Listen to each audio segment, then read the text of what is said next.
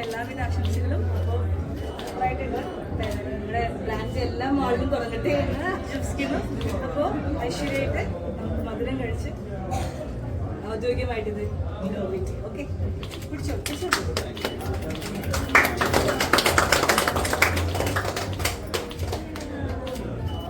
തട്ടിയത് കഴിച്ചു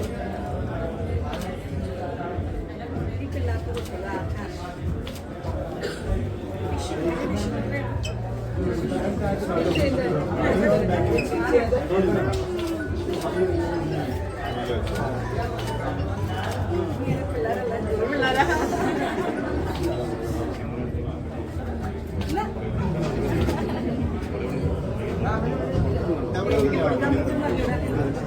സുനിയ